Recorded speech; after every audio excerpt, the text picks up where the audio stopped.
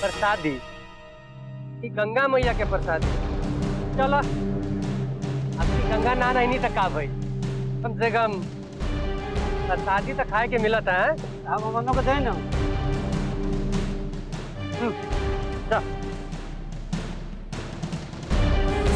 बाबा जी, ये 1.5 बित्ता के लड़का हमारा से ज्यादा पैसा कमाए ना, ये हमारा एकदम बर्दाश्त नहीं। अरे तू कमैबा तू तनी धीरज धरा। पैसा के तू लोग चिंता मत करा, हम धन के बारिश कर दे बारिश। लेकिन ये तो अजीब बात बा, दहवा से शुरू होत हमनियों के गांव में पहुंच गई। रहुआ सही कहत बाड़न मुखिया जी, ओकरा भाई के तक रोहत रोहत हालत खराब हो गई। का नाम बतौनी है? रेनू। अरे राम आशीष के भतीजिया की संगमा पढ़े ले, छोटी क्लास में ले, ओकरे उम्र को होखी। मुखिया जी वो ममहरे में रह के पढ़त रहे, आ ममहरों के लोग बड़ा दुखी बाटे। अब ममहर में कुछ हो जाए नू तो तुरंते अकलंक लाग जाला। मास्टर जी एक और रिपोर्ट लिखवाइले बानी नू। हाँ, वो जौना दिन गायब भइल रहे वो दिन रिपोर्ट लिखा देले रहे।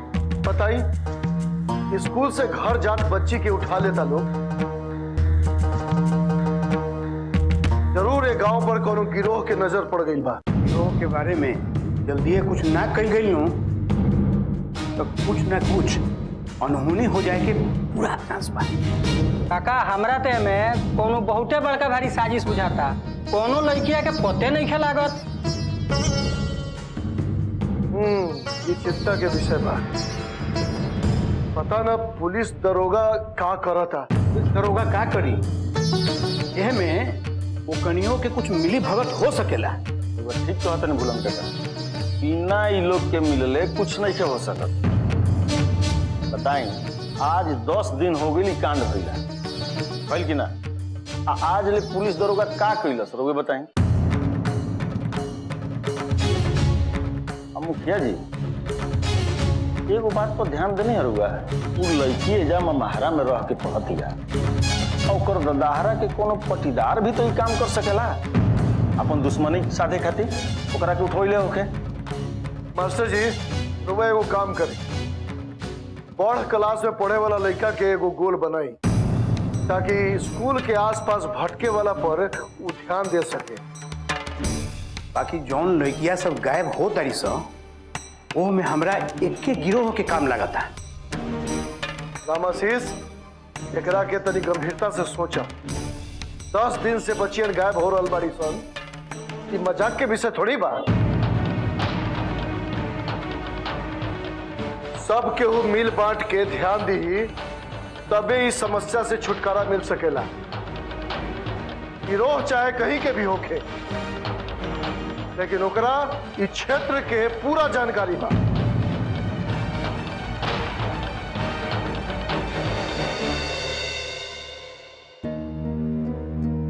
ओम बबुआ,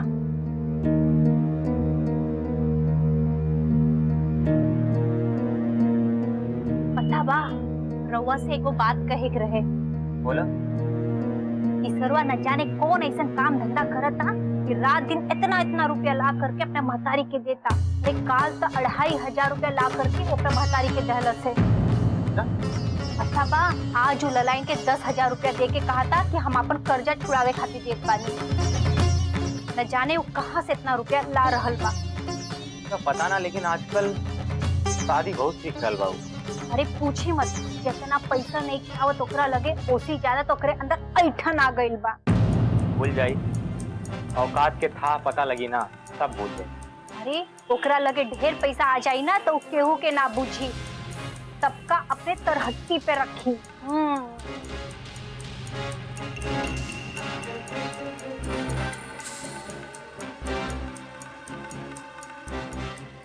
ओ बाबू, हमरा बहुत चिंता हो रहल बा।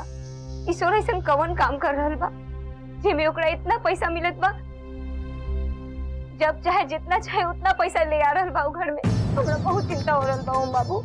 हमरा का पता बा भौजी, हम ओकरा के मिलवा देनी है। अब वो का करता का ना करता वो तो हमरा के का मतलब, जाके पूछ लेना ओकनिए से।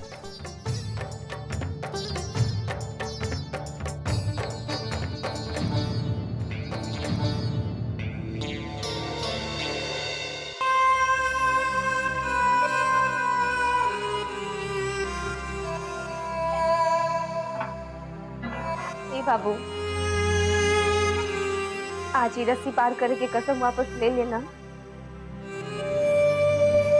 ले ले। साचो? पहले साइकिल चलावल छोड़ दा, एकर बाद हमरा तोरा से बहुत जरूरी बात करे के बा। पहले कसम खा कि हम साइकिल ना चलाएं, तब हम अपन कसम वापस ले ले। ई नहीं खे हो सकत। आज हुए पढ़ाई के वजह से हमनी के जिंदगी चल रहल बा। हुए पढ़ाई के वजह से हमरा मशीन लोन सब मिलल है। तू कह रहल बाड़ा कि पढ़ाई छोड़ दी? हाँ, साइकिल से स्कूल जा छोड़ दा, एकर बाद। अच्छा, अपन जिंदगी बर्बाद कर ली जेंगे तू कइले बाड़ा, पढ़ाई लिखाई सब छोड़ के। हम अपन जिंदगी नहीं की बर्बाद करत। अब तू अपन आँखी से देखबू कि पैसा के ढेर लगा दे, और पैसा के चमक से तोहनी के आँख ना चुन जागे ना, तो फिर हमरा के कहिए। देखब, सब देखब, देखबू, जरूर देखबू। और तारा अपन इज्जत मार के साइकिल चलावला से कोनो जरूरत नहीं के, काहे कि बाबू के हम छोड़ाएं। सरकार कलेक्टर भइल बारा ना कि बाबूजी के जेलों से छोड़ाइबा आ पैसा के गांजो लगा देबा। अरे कलेक्टर नहीं की बनत, हम बिजनेस करतानी, और जितना बिजनेस में पैसा बा ना उतना नौकरियों में ना बा। कौन बिजनेस सीखत बारा तू? अच्छा, कौन बिजनेस बा? हमरा तहार बिजनेस पे शक हो रहल बा कि कहीं तू गलत धंधा तो नहीं से पकड़ लेला। हम कोनो गलत काम नहीं करत और ना कोनो लूटपाट कर बानी। हम बस आपन मेहनत और होशियारी से काम कर बानी। लेकिन काहे हमर मन बहुत घबरा रहल बा। हमरा ये सब ठीक ना लग रहल बा बाबू। तू ये सब बिजनेस बंद कर दा। ना तो हमरा तू अपन बिजनेस के मालिक से मिलवाबा। मिलवा दे। कबो कबो जिला टाउन में आवेलन तो मिल लिया। अब हमरा सूते दा, हमरा सवेरे काम पे जाके बा। बाबू,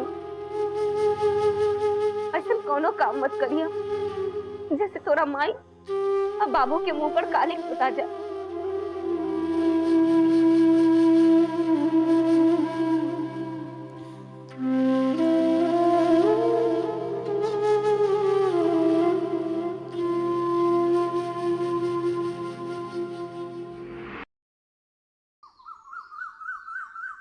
इस सब तहार कइल है कि सवेरे सवेरे हमनी के मंदिर जाए के आदत लग गई। ठीक है कहते हैं भौजी, चला जा। हाँ, सवेरे सवेरे पूजा कैला से पूरा दिन खुशी खुशी कटेला। हाँ, और घर में पूजा पाठ करे बैठा तो सिर पर 3600 का मंडराला, और जल्दीबाजी में पूजा करे पड़ेला। मंदिर जाए से कम शांति से तो पूजा कर पावेला ना लोग। तेरा साथ रह के ही समझदार हो गई बिया।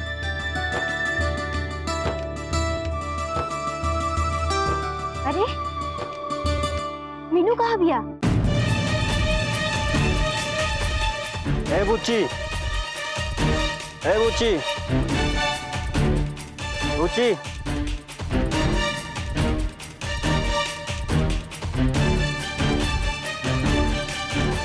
कहा?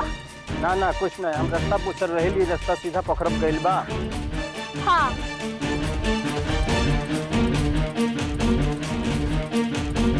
मीनू तू साथे नहीं कुछ चल सकत? साथे जात रही।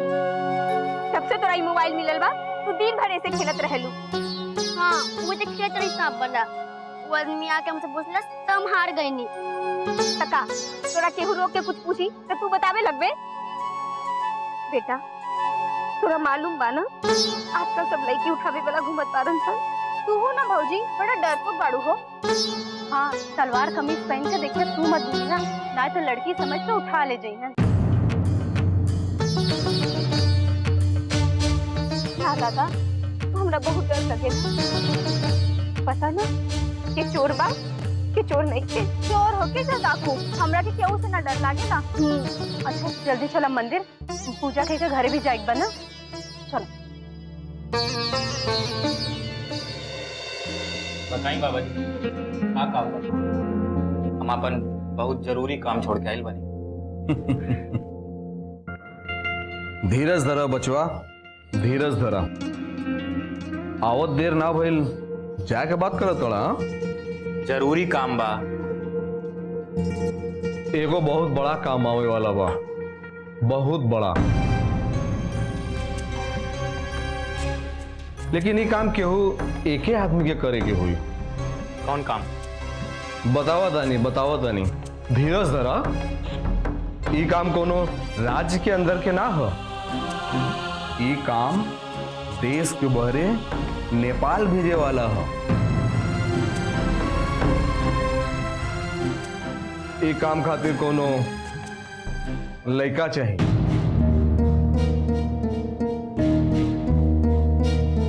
2 लाख रुपया मिली।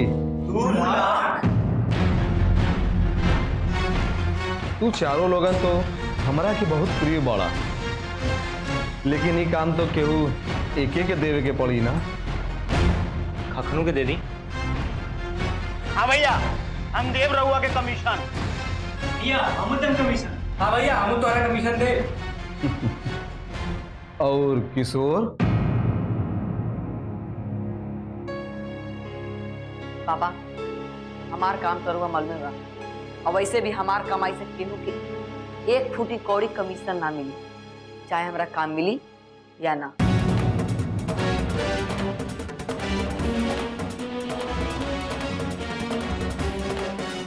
इस चीट में 4 आदमी के नाम लिखल बा। ठीक बा, रउआ चेक करी।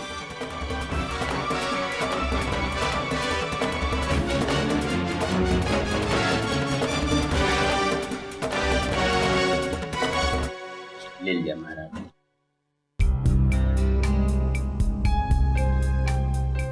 लाओ पर्ची डाला।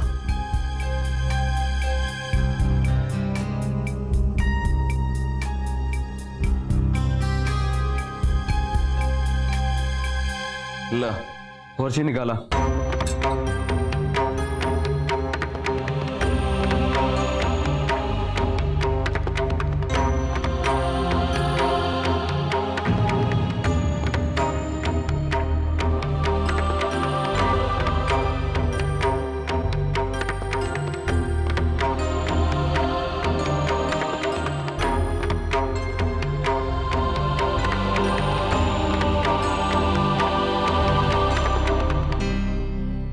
किशोर,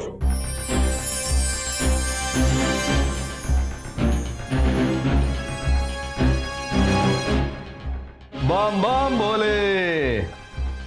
फिर तो यार किस्मत जाग गई बच्चा।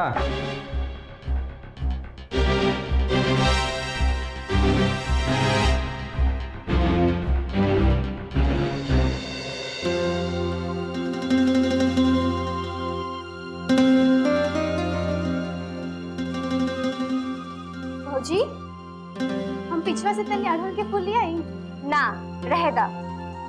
इतना फूल तो बा, आई भगवान थोड़ी कहनी कि हमार पूजा खाली अड़हुल के फूल से करा। तोरा कहीं लेके जाके चला पूजा करा। अरे रुका ना भौजी, हम अबहिन गई नहीं और फूल तोड़ के ले आ देनी ना। बबनी हम कहनी ना अभी के समय ठीक नहीं खे, और तोरा अकेले कहीं नहीं जाए के। इतना फूल से पूजा हो जाए, चला पूजा करा।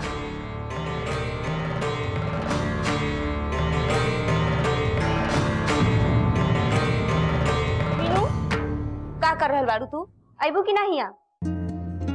माई फेंकना पुते लो, देखो तो हम हार गए नहीं। चले नहीं आबा, आ पूजा करा, हाथ जोड़ा, प्रणाम करा।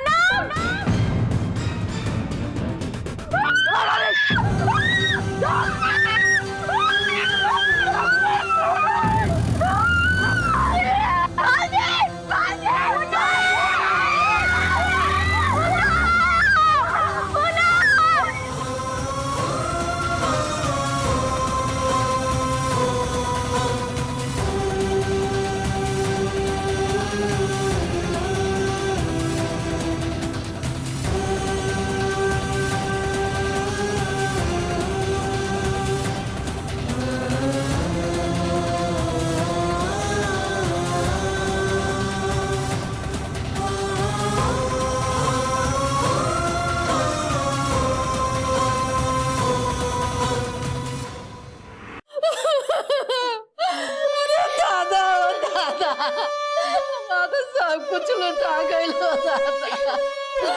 पता न कौन बुधैया हमार बेटी उठा ले गई। तू हिम्मत मत हारा भूलन काका, तू हिम्मत मत हारा, वो मिल जाएगी। अरे चुप हो जा, मिल जाई। है पूनम के माई, अब ए तरह रोला पिटला से कुछ ना होई, सब ठीक हो जाए, ज्यादा रोई ना। हमने का छोड़ो से दादा उन्हें संताने सब खत्म हो गई रामाशीष भाई। ना भूलन काका, तू ऐसे मत कहा भूलन काका, सभी लोग खोजे में लागल बा, मिल जाई भूलन काका, तू चिंता मत करो। देखिए काली माई जरूर रक्षा करिए पूनम की, मत रोई। हमार तो सब इज्जत माटी में मिल गई, अब कहेंगे ना। रुआ ऐसे काहे कहते नहीं, हमरा तो बुझाते कि अपहरण के लिए बड़ा सन फिरौती खातिर। रुआ देखे फोन ओन आई, अब पैसा वैसा मंगिया से। अरे सब पैसा ले जाए, सब पैसा ले जाए, आप सब कुछ लिख दे मुखरान से। हमरा बेटी की दे दे, हमरा बेटी की दे दे। भूलन भैया क्या मतलब हमने जी? ऐसे मत करो भूलन भैया। देखते देखते गाड़ी से उठा ले गए सर, हमने की बहुत चिल्लात रह गई। तो के बोले रहलो ओकरा के मंदिर जाए खातिर? सरस्वती के काम होई। पूनम कुछ दिन पहले खुद हमरा से जाए खातिर कहे रहे। हमरे इज्जत में दगिया लगा गए हो दादा। बताओ ना जाई तो ओकरा संगे नानू ऐसन होखी, कुछ अन्य तो जन होखे ओकरा साथे। अरे लड़की के जात बड़ा इज्जत पानी से बचावे के पड़ेला। अब ऐसन होइए गेल त आदमी का कर सकेला? हाय देखा मुखिया जी आगे।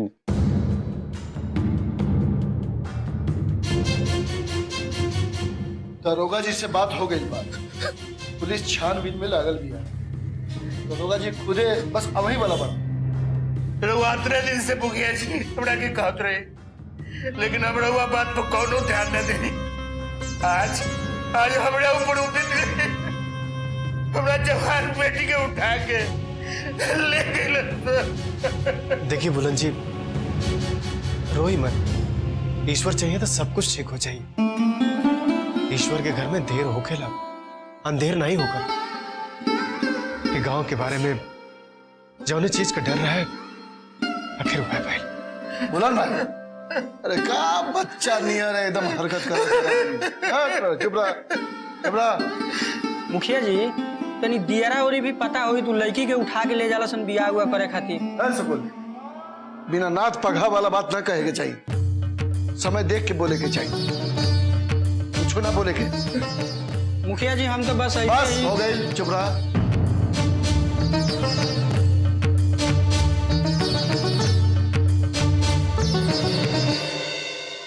ये ओम भैया, हमार दिल तो बोला था सरवा कहूं न कहूं दोनों गड़बड़ जरूर बा। हाँ का तो बाबा जी को पूरा निगरानी रखो, कौन सा माल बॉर्डर पार जाए वाला बा, इसका सब था पता रखो। ठीक बा। हमरा तो शक होत बा कि कहीं बाबा जी किशोरवा के साथे मिलके हमनी के धंधा से बाहर निकाले के चाहत बा। हो सकता भैया, तो बाबा जीवन तो हमरा बहुते भारी फिक्रम बाज लगेला। हाँ ओकर चलवा सब बरोबर बाबा के पहुंचिए धइले रहेला। हमके तो लागत बा ना कि दोनों ठोन के मिली भगत बा। बस सरवा, अरे जब अपने सिक्का खोट बा तो दूसरा पे लांछन लगावल जाए। हाँ बताओ, हमारी ये लाइल पिलता और हमारे पास भौंकता। अगलू तो सारा बात के पता लगाओ, अब फोन पर हमारा की जानकारी दो। एक बार अगर दुश्मन के चाल चले से पहले आपन चाल ना चलल जाई ना तो तख्ता पलटियो सकेला। हाँ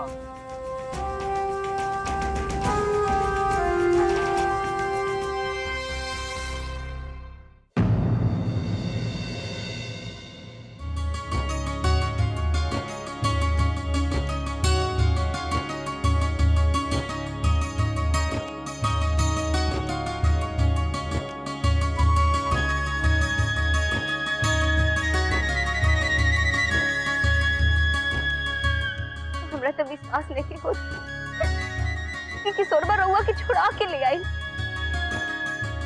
हम जे कहनी वो हम पूरा कर दिले बानी।